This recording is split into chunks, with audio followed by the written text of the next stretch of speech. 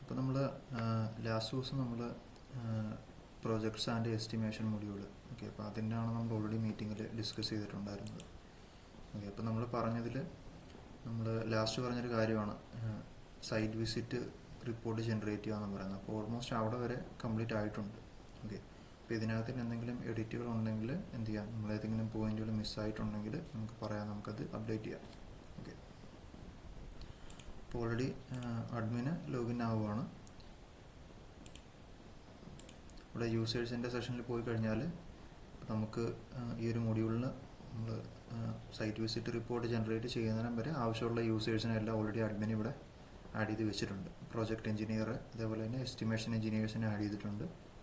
Sales എഞ്ചിനീയറേയും admin already add ചെയ്ത് വെച്ചിട്ടുണ്ട്. Okay, അപ്പോൾ ഇനിഷ്യലി സെയിൽസ് എഞ്ചിനീയർ ആണ് ലീഡ് ആഡ് ചെയ്യുന്നതാണ് പറഞ്ഞത്. ഓക്കെ, അപ്പോൾ സെയിൽസ് എഞ്ചിനീയർ ലോഗിൻ ആവുക, ഇവിടെ ലീഡ്സിൽ വരിക. ഓക്കെ, ഇപ്പോൾ ഇത് ഓൾറെഡി ക്രിയേറ്റഡ് ആണ്, അപ്പോൾ എന്നാലും പുതിയൊരു ലീഡും കൂടെ ആഡ് ചെയ്യാം. അതേപോലെ മൈ ലീഡ്സിൻ്റെ ഒരു ഫിൽറ്റർ ഇവിടെ ഉണ്ട്. അപ്പം വേറെ എന്താ പറയുക, സെയിൽസ് എഞ്ചിനീയേഴ്സൊക്കെ ആഡ് ചെയ്താണെങ്കിൽ ഈ ഫിൽറ്റർ ഇട്ട് കഴിഞ്ഞാൽ അവരവർ ആഡ് ചെയ്ത ലീഡുകൾ എന്ത് ചെയ്യും, ഫിൽറ്റർ ചെയ്ത് കാണിക്കും. അപ്പോൾ ഇങ്ങനെ സ്ക്രോൾ ചെയ്ത് ഒരുപാട് സ്ക്രോൾ ചെയ്ത് പോകേണ്ട ആവശ്യം വരത്തില്ല. ഓക്കെ, അപ്പം പുതിയൊരു ലീഡ് ആഡ് ചെയ്യാൻ ഞാൻ കുറച്ച് ഡാറ്റാസ് എടുത്ത് വെച്ചിട്ടുണ്ട്. ലീഡിൻ്റെ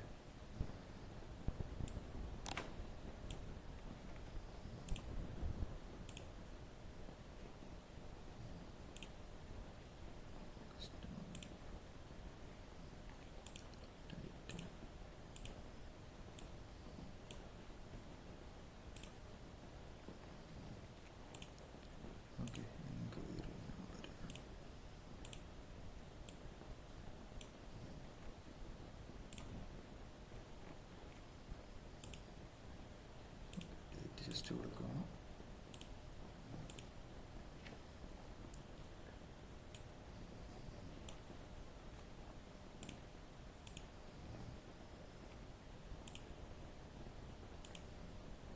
ഓക്കെ, അപ്പോൾ നമ്മൾ വേണ്ട ഡാറ്റാസ് എല്ലാം കൊടുത്തു.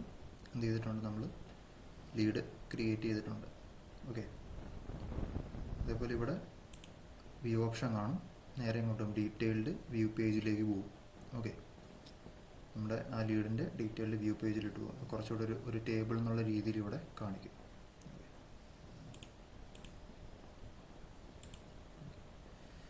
അതേപോലെ ഇവിടെ ഇപ്പോൾ ലീഡ് ക്രിയേറ്റഡ് ആയി.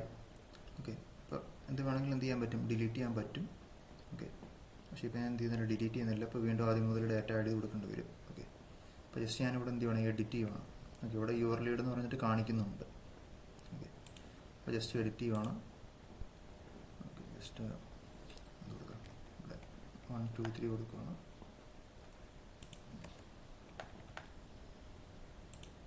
സേവ് കൊടുത്തു. ഓക്കെ, അപ്പോൾ നമ്മളൊരു എഡിറ്റ് ചെയ്ത് കഴിഞ്ഞാൽ ഇവിടെ നമ്മൾ എഡിറ്റ് ഹിസ്റ്ററി ട്രാക്ക് ചെയ്യുന്നുണ്ട്. ഓക്കെ, അപ്പോൾ എത്ര എഡിറ്റ് വരുന്നുണ്ടോ അത്ര എഡിറ്റിൻ്റെ ഹിസ്റ്ററി നമ്മളിവിടെ ട്രാക്ക് ചെയ്യുന്നുണ്ട്. അപ്പോൾ ഇവിടെ ക്ലിക്ക് ചെയ്താൽ മതി, വ്യൂ എഡിറ്റ് ഹിസ്റ്ററിയിൽ ക്ലിക്ക് ചെയ്താൽ മതി.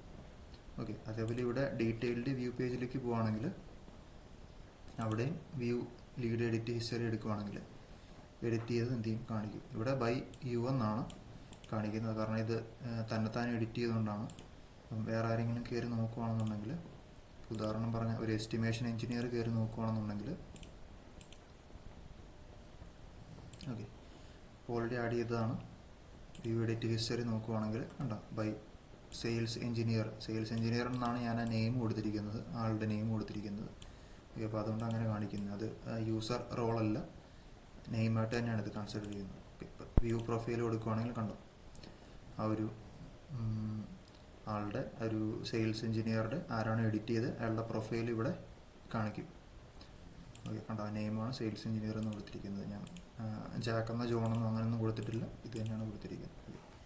അപ്പം ഒരു യൂസറുടെ ഡാറ്റാസ് ഇപ്പം അഡ്മിൻ എൻ്റർ ചെയ്ത് കൊടുത്തുകൊണ്ടാണ് ഇപ്പോൾ ഇത്രയും നമ്മൾ 2 ഫീൽഡ് മാത്രം വെച്ചിരിക്കുന്നത്.